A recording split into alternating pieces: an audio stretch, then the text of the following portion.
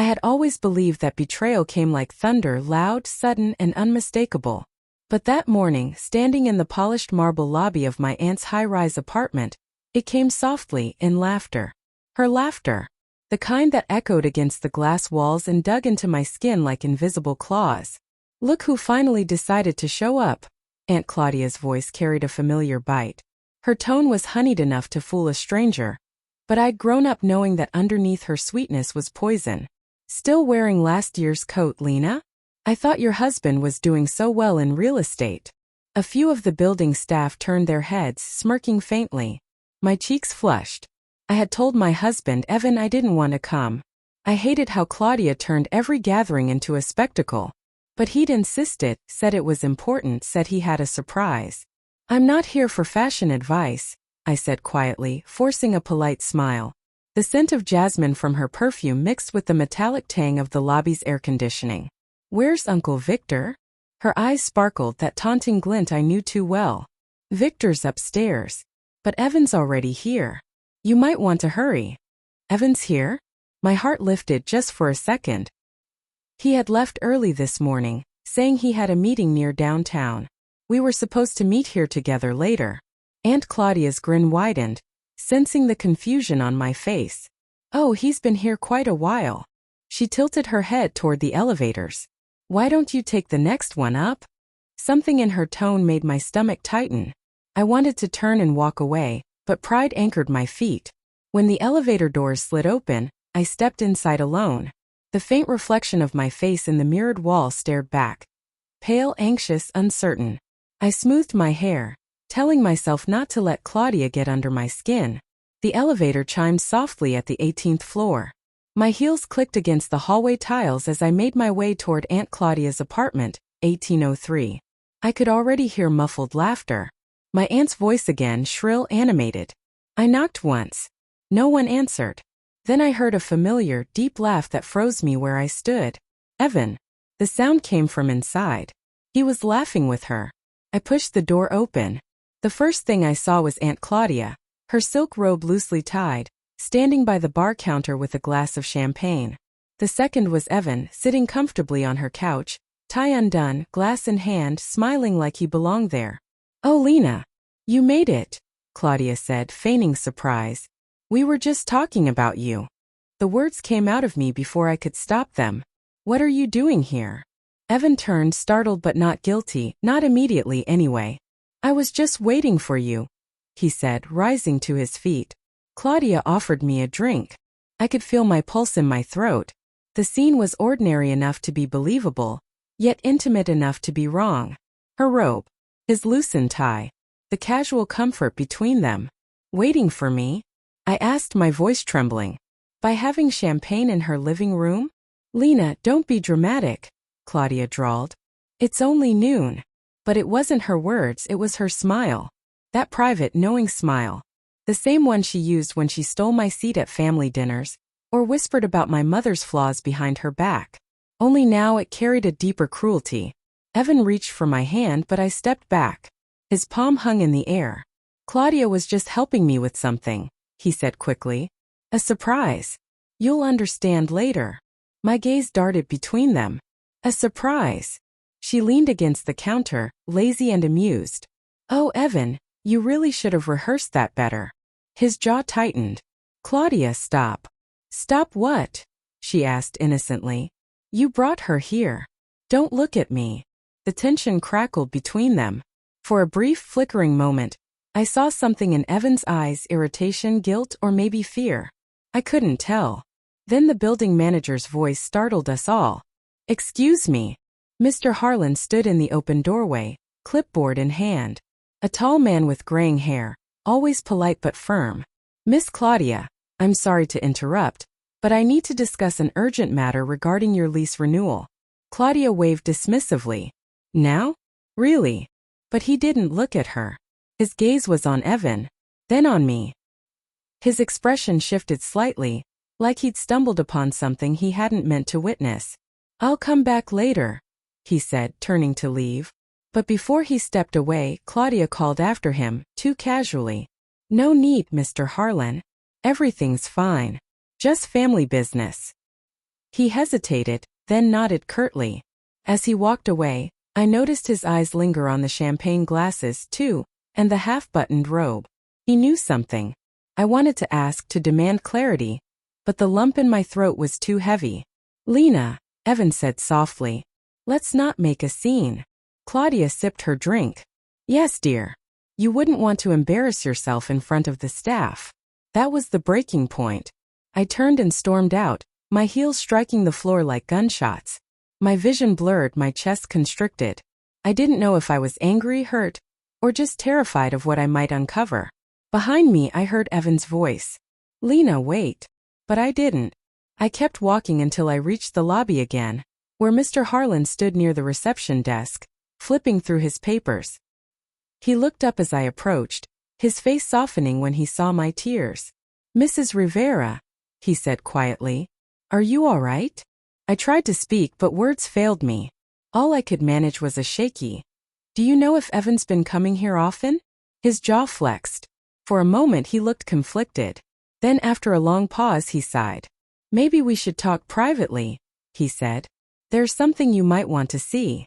Mr. Harlan led me to a small, windowless office tucked behind the front desk, a place I'd never noticed before. It smelled faintly of lemon polish and old paper. The overhead light buzzed softly, the only sound between us. "Please sit," he said, closing the door. His voice was gentle, but his eyes were watchful, like he was treading dangerous ground. I perched on the edge of the chair. "What is this about, Mr. Harlan?" He hesitated, then walked to a locked cabinet and pulled out a ledger, the kind that looked like it belonged in another century. "I shouldn't show you this," he began, flipping through the pages, "but I've worked in this building for 20 years.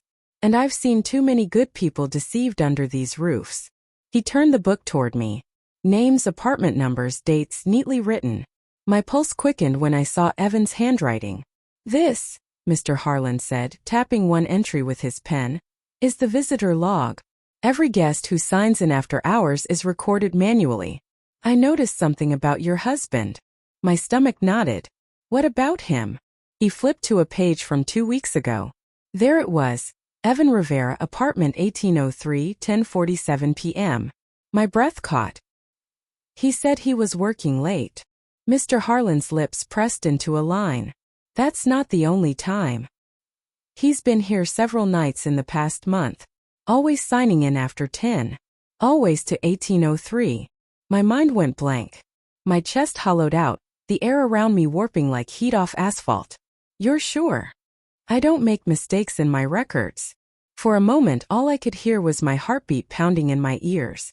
I wanted to believe there was another explanation, business, an errand, something. But the image of Claudia's silk robe, her sly smirk, Evan's loosened tie. It all twisted together into something I could no longer ignore. Mr. Harlan closed the ledger and placed his hand over it. "Mrs. Rivera, I don't mean to interfere in your family's matters. But Claudia, she has a reputation." I blinked at him. "What kind of reputation?" He hesitated, his eyes flicking toward the door as if someone might be listening. "Let's just say you're not the first woman she's embarrassed in this building. She's very charming, especially with men who come by often." The blood drained from my face. He studied me for a long moment before adding quietly, "But I don't think she's the only one keeping secrets." My gaze snapped to him. "What do you mean?" "Your husband didn't always go upstairs," he said. "Sometimes, he met someone else in the parking garage first." "Someone else?" He nodded slowly. "A young woman, brunette, slim, early 20s maybe. Dressed well. They usually came in separate cars. She'd wait in the corner by the service elevator. I didn't recognize her as one of the tenants." My throat went dry. "You're saying Evan was meeting 2 women?" "I can't say what their relationship was," he said carefully. "But yes, more than once." The room tilted. My fingers trembled against my lap. Betrayal had been a whisper in my head before, something I could swat away, deny. But now it was a scream, undeniable and raw. "I'm sorry," Mr. Harlan said softly. "I know this isn't what you wanted to hear." I swallowed hard, trying to keep my voice steady. "Why are you telling me this?" He sighed. "Because I've watched you come here every month with gifts. Always kind, always patient. And I've watched him come late at night when you weren't around. I figured you deserved the truth. The truth. The word felt sharp, almost violent. I stood abruptly, gripping the back of the chair for balance. Thank you, Mr. Harlan, I said, though my voice barely carried. I need to go. He reached out, hesitated, then said quietly, Be careful, Mrs. Rivera. Claudia. She doesn't like being exposed. People who cross her often regret it. I didn't respond. I stepped into the hallway. The air suddenly too heavy, the sounds too distant. My hand shook as I reached for my phone. Called Evan. Straight to voicemail. Then I texted him, We need to talk. Now. No reply. I took the elevator up again. This time my reflection looked different. My eyes were swollen red, but there was something new there too. A sharpness. A clarity I hadn't had before. When the doors opened on the 18th floor, the hallway was empty. Claudia's door stood slightly ajar. I could hear voices inside. Evan's low, strained tone and Claudia's sharp laughter. My pulse raced. I stepped closer. She'll find out sooner or later, Evan was saying. Not if you keep your mouth shut, Claudia replied. You're not very good at secrets, are you? Claudia, you don't understand what you're doing. Oh, I understand perfectly, she said, her voice dripping with mockery. You thought you could have both. Your innocent little wife and your fun on the side. Now you're scared she might see the truth. My breath caught. I pressed my palm to my chest to keep from gasping aloud. Evan's reply came low and angry. You promised this wouldn't get messy. Oh, darling, she purred. It's only messy if someone gets hurt. A pause. Then a sound, the soft clink of glass, a sudden shuffle. Don't you dare. A sharp smack. A gasp. Then silence. I froze, my whole body trembling. The urge to burst in was overwhelming, but I forced myself to stay still. Then I heard her voice again, calm, almost satisfied. You should have known better, Evan. Rivera men always break so easily. The words chilled me. Rivera men. My father's last name was Rivera. Evans, of course. But she said it like she knew more, like it meant something deeper. Suddenly a new fear bloomed inside me, one I couldn't yet name. I backed away quietly, my heart hammering so hard I could feel it in my fingertips. I needed answers, real ones, but I couldn't get them from Claudia, not now. I took the elevator down again, each floor passing like a heartbeat. In the lobby, Mr. Harlan was gone. The place was almost empty except for the echo of my heels and the faint hum of the air conditioning. I didn't go home. I couldn't. Instead, I stepped outside, the chill of late afternoon wrapping around me. My mind replayed everything, the laughter, the robe, the ledger, the mysterious woman. It didn't add up. There was something more, something twisted beneath the surface. And when my phone finally buzzed, I jumped. It was a text from Evan. Meet me at the cafe across the street in 10 minutes. Don't tell Claudia. My fingers hovered over the screen. My instinct screamed not to go. But curiosity, and a desperate need for the truth, won. I typed back, I'll be there. The cafe sat across from Claudia's building. A narrow space with soft amber lighting and the faint smell of roasted beans and rain-damp concrete. When I stepped inside, Evan was already there, seated in a corner booth. His hair was disheveled, his jaw tight, his eyes darting between the window and the door, like a man on the verge of breaking. I hesitated by the counter, watching him. The last time I'd seen that look was at my mother's funeral, when guilt and fear had blurred together on his face. He looked up and froze when he saw me. Lena. His voice was rough, uneven. I walked over and sat down opposite him. For a few seconds, neither of us spoke. Only the hiss of the espresso machine filled the silence. I came, I said finally. Now talk. He exhaled shakily, rubbing his hands together. You weren't supposed to see that today. Claudia. She's impossible sometimes. I leaned forward, my voice sharp. Don't start with her. I want to know why you were in her apartment when you told me you had a client meeting, and why your name keeps showing up in the visitor logs at midnight. His eyes widened slightly, then lowered. Mr. Harlan told you? He showed me proof. He swallowed, the muscles in his throat tensing. You shouldn't have gone to him. You shouldn't have lied to me. The words landed between us like a crack of thunder. He flinched. I didn't lie, he said weakly. Not exactly. I laughed bitterly. Then what would you call sneaking into my aunt's apartment in the middle of the night? He pressed his palms to his face, muttering something under his breath. When he looked up again, his eyes were wet. It's not what you think. That's what they all say. I mean it, he insisted. I wasn't there for her. Not in the way you think. Then explain it to me, I demanded. Because I saw her in a robe and you half undone on her couch, drinking champagne in the middle of the day. He hesitated, searching my face. You remember when we had that fight last month? About the money missing from our joint account? I frowned. Yes. You said it was for an investment. He nodded. It was. But not in real estate. I was paying off a debt. Your aunt's debt. The air left my lungs. What? She borrowed a large amount from someone last year. Gambling mostly. She said she'd fix it before anyone found out, but she didn't. When the collectors came, she turned to me for help, said if I didn't pay, she'd drag your family into it. She said your mother had borrowed money from her before she died. My hands gripped the edge of the table. That's not true. My mother never. I know, he said quickly. But Claudia threatened to ruin your reputation. Said she'd tell people your mom left debts behind, that she was careless with her estate. I couldn't let that happen. You were barely coping then. I stared at him, my heart pounding in my chest. So you've been paying her? He nodded miserably. Every month. I signed those late-night logs because she didn't want me coming during the day. She said she didn't want the building gossiping. Gossiping? I spat.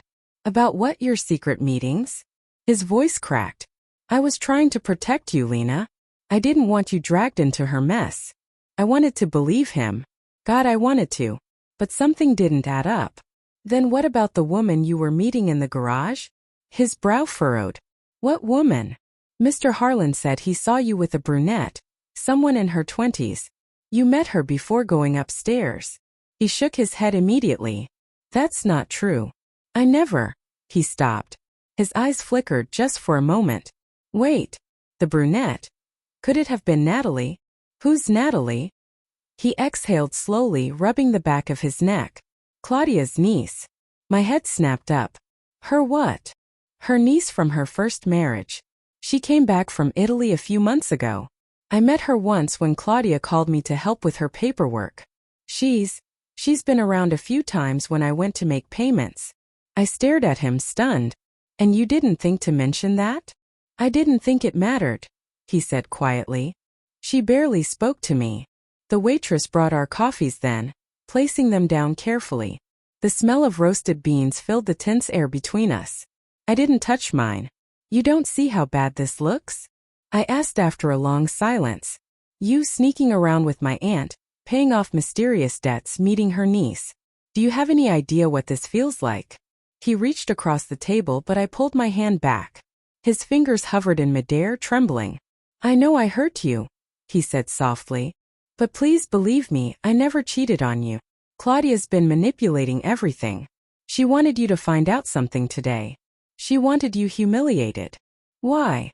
I whispered. He looked down, shame flickering across his face. Because I was the one who exposed her to Victor last year. She was laundering money through one of his business accounts. I found out and told him. My pulse quickened. You told her husband? Yes. She lost access to a lot of money after that. She's been angry ever since. I think this is her revenge.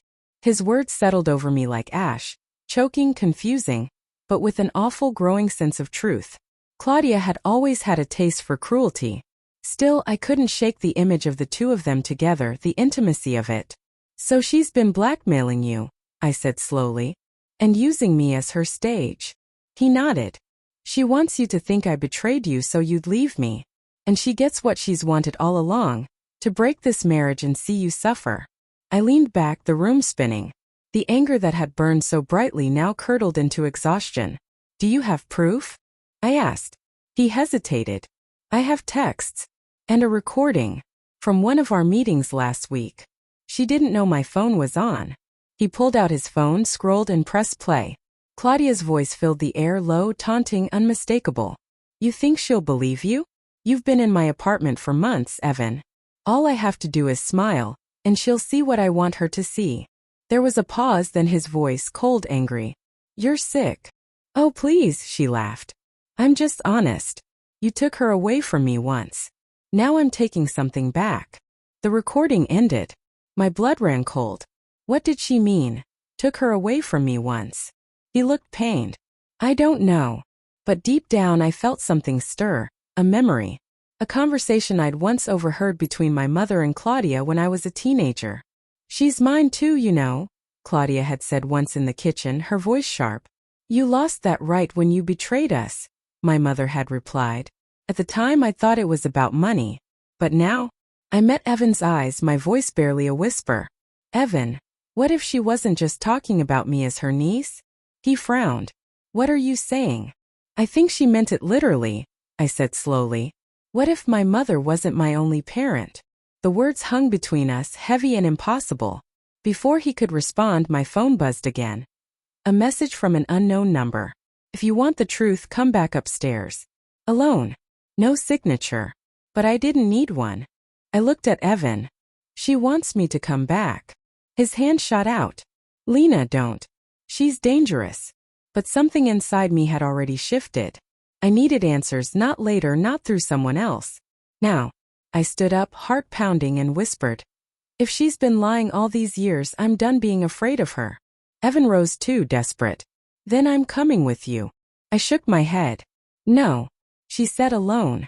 If she sees you, she'll shut down. Our eyes locked. His filled with worry. Mine with fury and resolve.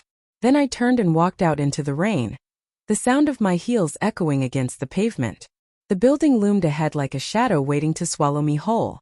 Rain streaked across the lobby's glass doors as I stepped back inside. The night guard looked up, startled by my soaked hair and trembling hands. I ignored his questions and headed straight for the elevator. My reflection in the mirror this time was unrecognizable. Eyes hollow but blazing with resolve. When the doors opened on the 18th floor, I felt the temperature shift, colder, heavier.